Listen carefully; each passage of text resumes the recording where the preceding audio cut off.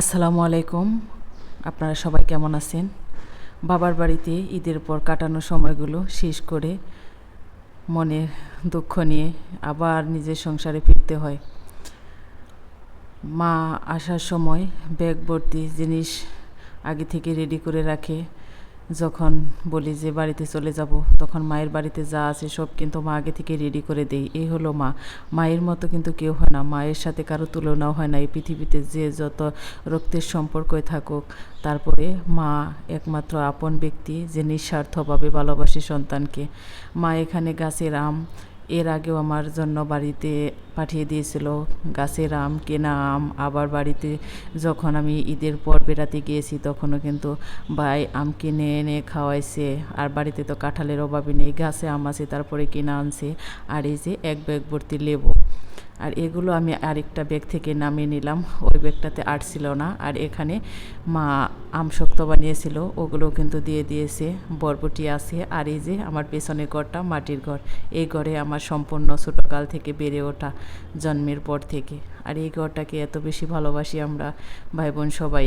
এই ঘরে অনেক স্মৃতি আমাদের, অনেক বেশি সময় আমরা এই ঘরে কাটিয়েছি। আমার বিয়ের পর্যন্ত আমি এই ঘরে কাটিয়েছি। যখন আমাদের কারেন্ট ছিল না, তখন কিন্তু এই ঘরটাতে আমরা এতটা গরম অনুভব করতাম না।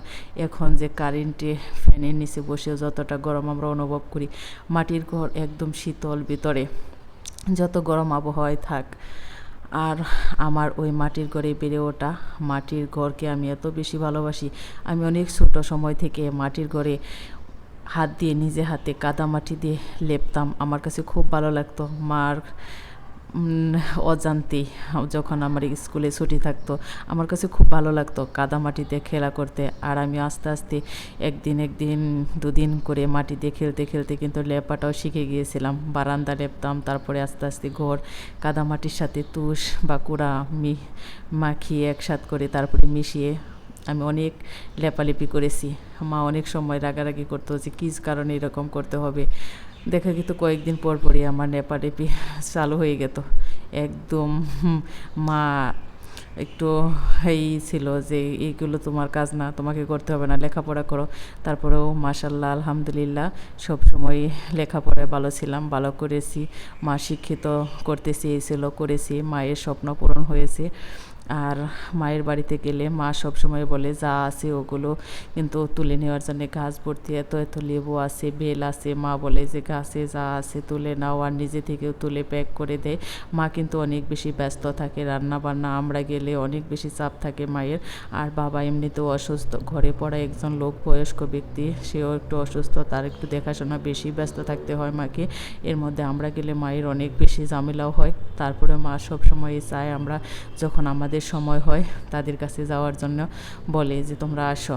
মা আর বাবা নিজে থেকে আসতে পারে না বাবার কারণে, যেহেতু মা একলা আসলেও কিন্তু পারতো আগে। এখন বাবা সুস্থ নেই, যার কারণে আসতে পারে না।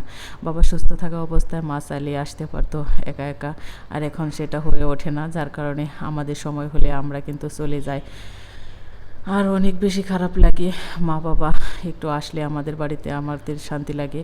আর আমরাও কিন্তু না গেলে মা বাবার সাথে আর দেখা হয় না, তারাও আমাদের সাথে দেখা করতে পারে না, চাইলেও আমরাও করতে পারি না। আমরা আমাদের সংসার নিয়ে বিয়ের পর কিন্তু একটু বেশি ব্যস্ত থাকি। মেয়েরা চাইলেও নিজের সংসার ছেড়ে হুটহাট চলে যেতে পারে না, নিজের সংসারে একটু গোছগাছ থাকে। এক জায়গায় যাওয়ার আগে নিজ থেকে অনেক কিছু গোছাতে হয় স্বামীর সংসারে।